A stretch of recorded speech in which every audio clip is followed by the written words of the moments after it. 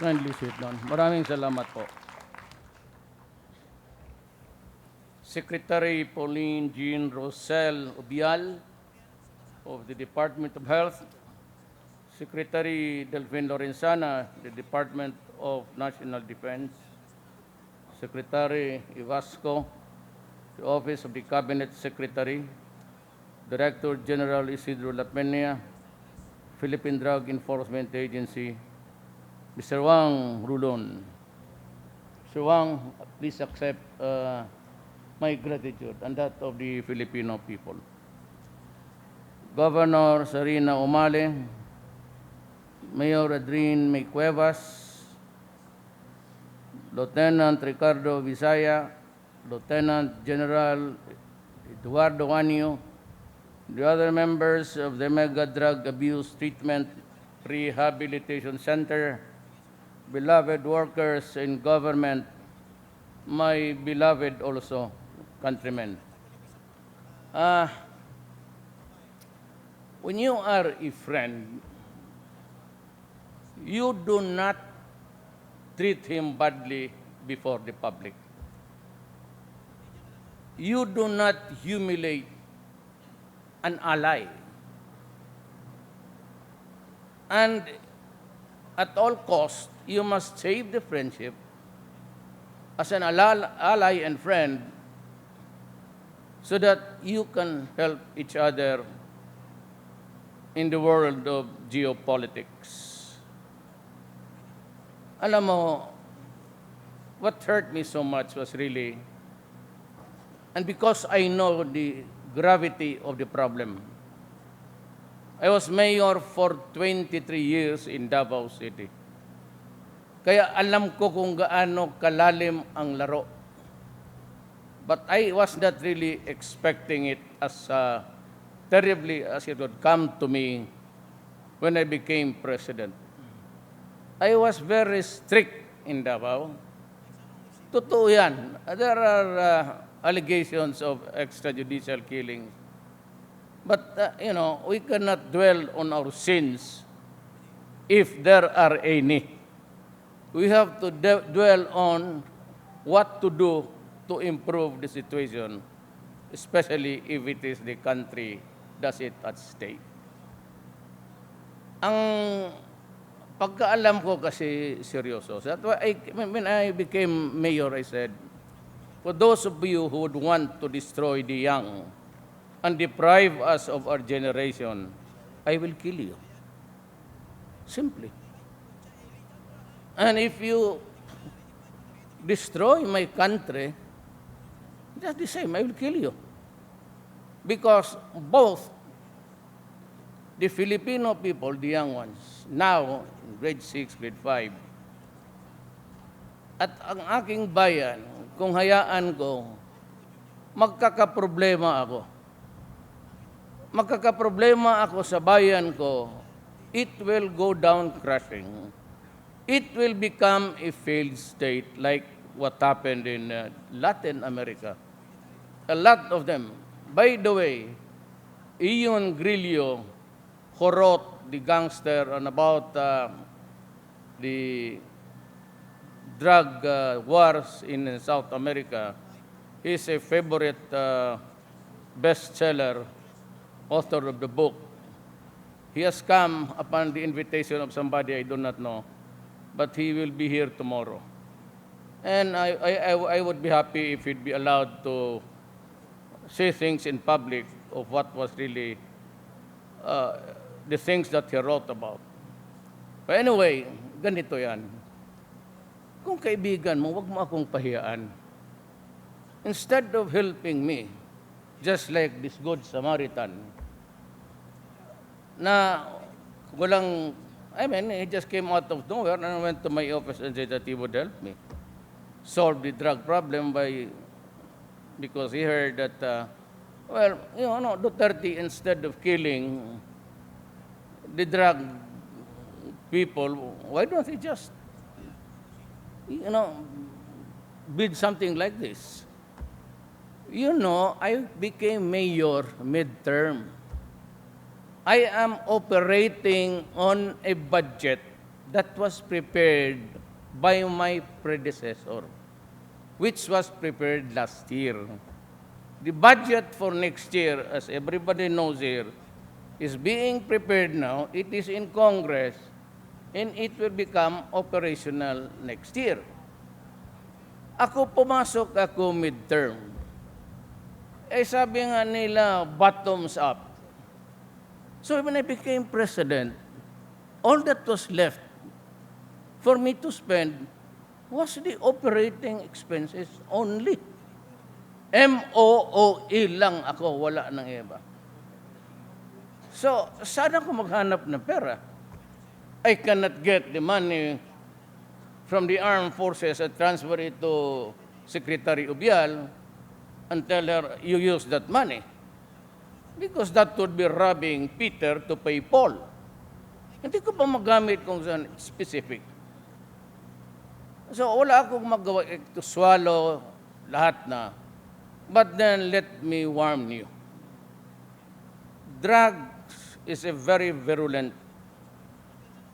agent in any society.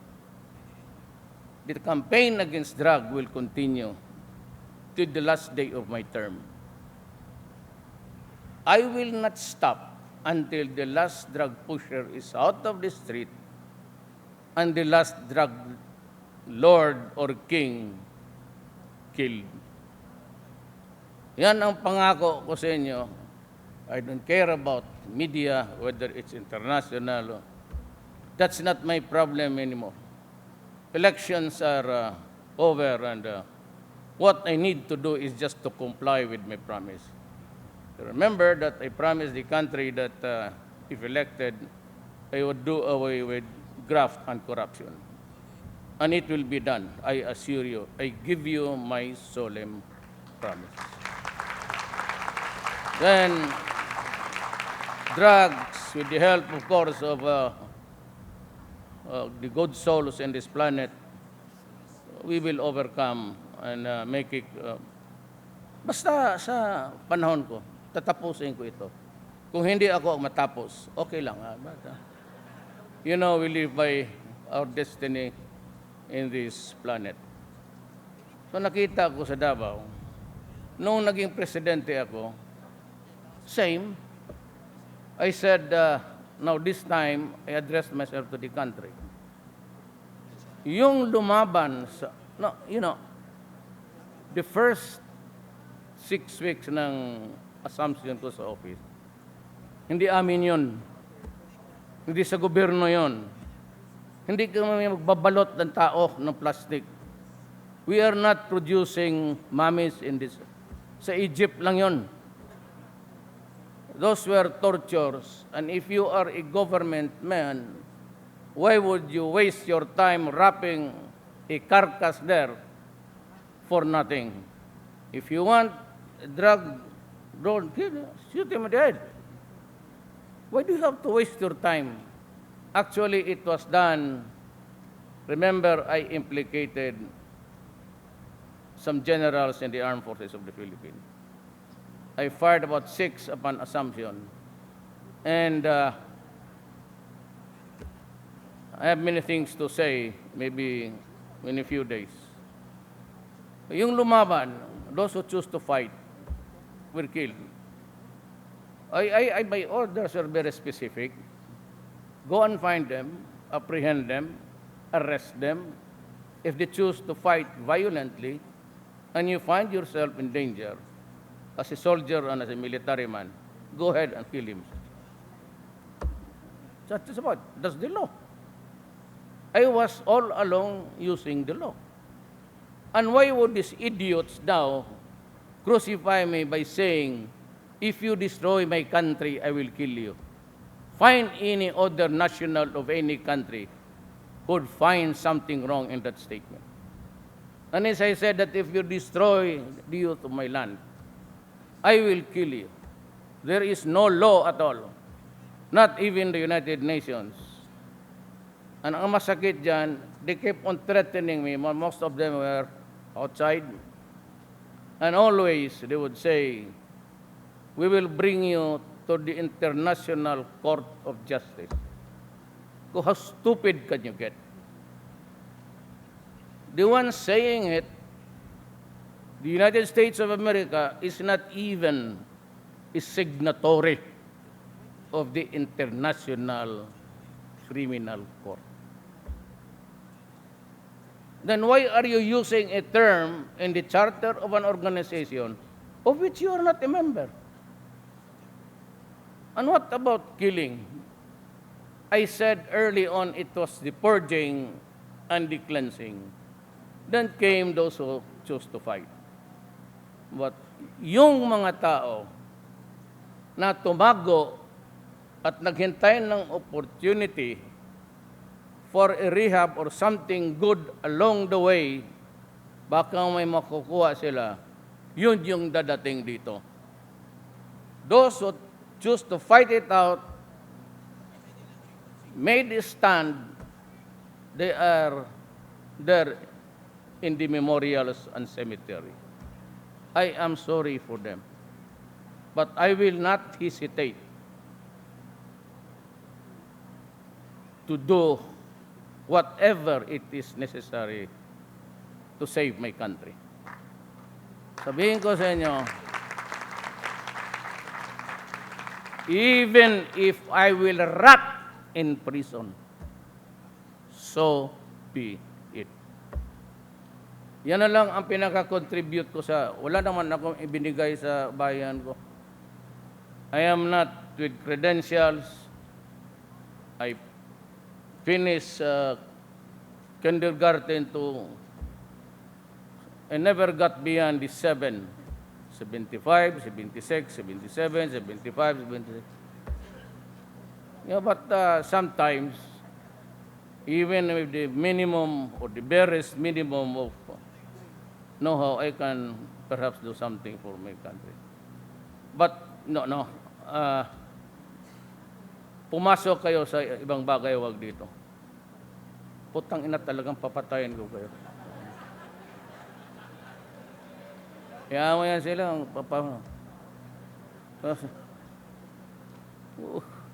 huwag kanyo, bakit mo? Do your worst, really. Totoo lang. So, maligaya ako dito sa nangyayari. But before I end, mainit kasi sila. I'm worried about the beautiful ladies there. Mahirap pagka umitim sila, wala na tayo. I want the ladies, I'm not a sexist, I'm just trying to say that Filipinas are really beautiful. I do not want to see you dark-skinned one of these days. And then, magkano ang sabi ni Mr. Wang? 1.5 billion? Okay. This is what we have lost and what the drug lords have invested to destroy this country. At 200 per tondo price. That's about 6,000 a month. Correct? Times, wag yung aking 1 million. Yung 3 million muna ni General Santiago nung pwede yan noon. 3 million yung bilang niya eh. Kasi ako hindi pa ako tapos. At the end of the year, I might breach the million mark also. So, 3 million. So, that is times 3 million. That's, 6 times 3 million, that would be 18 billion a year. Times 12, a month rather. Times 12, that is 216 billion.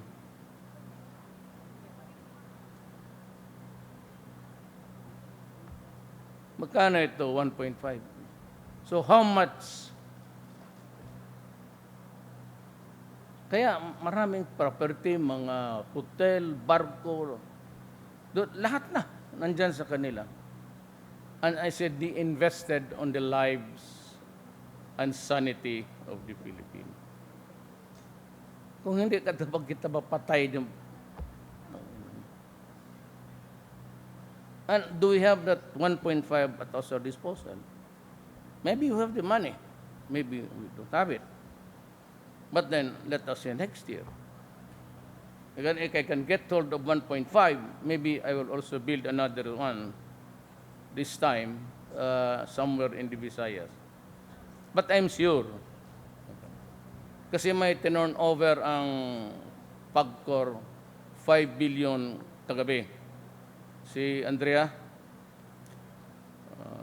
so PAGCOR, so baka, but there's trouble there in Mindanao. It is within control, but it's a troublesome thing. So I have to fly tomorrow to go to yung advance party ko na belonging to the Presidential Security Group na ambush pa kanina. Tinamaan ng IED. But I'm going there. I'm going there because I'm just simply going there. The advice was to postpone. I said, no, I'll go there. And if possible, take the same route. Maybe we can have a little gunfight here, gunfight there. Exercise, baka. Kung hindi ako lulusot, nandiyan naman. That's why we have a Vice President, Leni Robredo. Then we can have a gentle President also, in exchange for this courteous mouth. Hindi, ganito lang talaga. Pero, what else can I do? I was trying to explain to everybody that I do not have the money, that I entered the presidency midterm, that I'm having a hard time coping up. Kasi, ang droga, ngayon, there's a better atmosphere in our place. In Davao City, napunta naman kayong lahat. Apparently, all of you have been there. It's a peaceful place. So, bakit? Because I stood my ground. I said, you stay here, I'll kill you. You do not go out of the city, I will kill you. Those who are out of my city are now here in Nueva Ecija doing their thing. At least dito sa siyudad ko, you can go around anytime. And to think that Davao City is in Mindanao. Well, except for the rebellion, which is a pestering problem, I really would say that were it not for this, maganda na sana tayo. But we can never move. Now, let me remind you again, per my observation, we cannot have a peaceful country as, if you do not agree to a federal setup. Ako, ayaw kong magpilit ng tao. Ay, para sa akin, good. Ayaw mo, di wag. I'm just a Filipino. As long as you do not bother me, fine. Ang problema, ang Mindanao mismo, ang Dimoro people will go for it at all costs. Remember that the Moro was ahead of us by almost 1,000 years because they are the natives there when the Spaniards and the Americans went there to conquer the island. So, if I may correctly describe it actually, it's the Moro nationalism that's at work. Yung pagkamuro nila na ninagaw mo karamihan ng mga Kristiyanos yung lupa nila, the choices, the real estate there, lahat ng magaganda belongs to the Christians. Kaya may rason eh. But if you do not compromise here, wala tayong that's the barest minimum that they are asking. If I were you, I'd listen to the speaker here. Ponder on it, sleep on it, and maybe decide one day that they too must have a better deal in the governance. Pag hindi, paningin ko, wala talaga. And I have wala na tayong away ngayon. We do not have to fight the NPAs.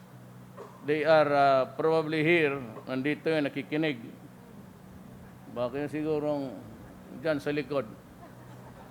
Yung naka-blue dyan, may kilala kayo lahat dyan. O, may isa talaga, dalawa, NPA dyan.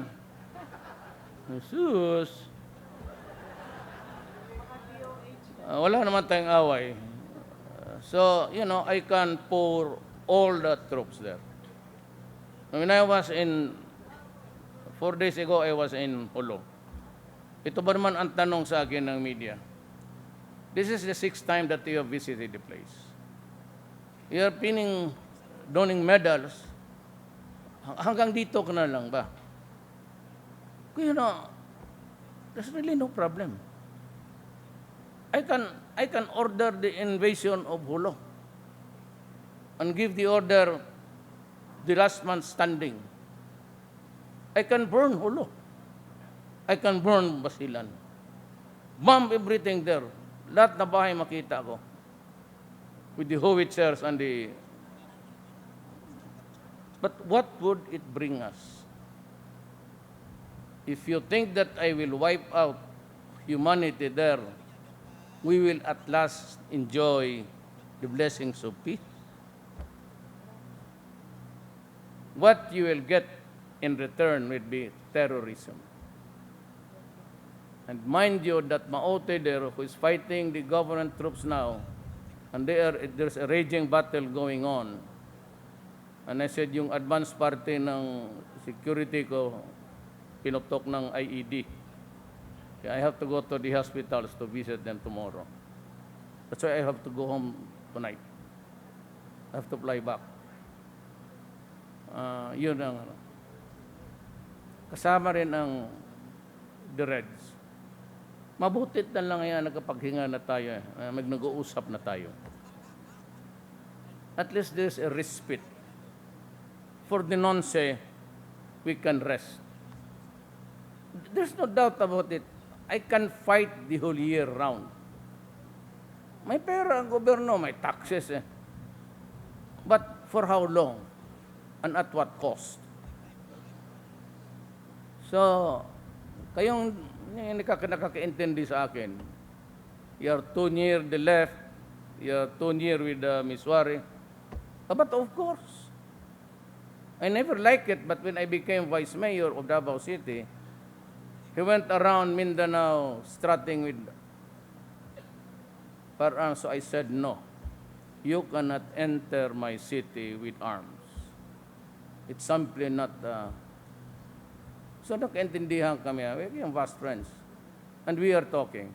Ay, may mga misgivings siya. What if we cannot find peace now, then I'll give it to the next president. Do better. But do not concede more than what you can really give. For example, yung gusto nila na they want again, they repeated it before me. Itong they would want a parang regional armed forces pati police. So that's something which I cannot give. Those are the things that cannot be negotiated. They want a federal type presidency, fine. But the commander-in-chief and the control of the police and the military shall always be in the hands of the president. But those are the nitty-gritty things in life. In the meantime, we savored the moment that Mr. Huang has traveled away, all the way from his homeland to share his money. And I would like to thank everybody dito. You know, the PDEA chief, the one who succeeded is former General Sid La Peña. He used to be my city police director. And everybody else, mga kasama ko, those yung mga nakilala ko. And I said, there will be no compromise. The only compromise dito, I'll go now, but the only compromise that is acceptable to me is you surrender. If you continue, said, you might end losing not only your funds but your life. Because I've told the police, the law enforcers, and do not hesitate to kill.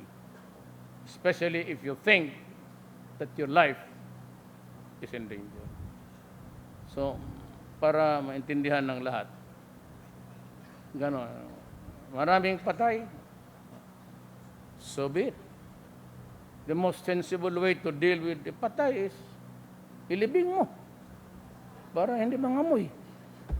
So, period. It's a brutal way of saying things, but it's the only thing I think these idiots understand. I will not allow my country to sink like Colombia, even if it is until the last pusher, until the last drug lord is exterminated. That will be the rule of the day. Maraming salamat po.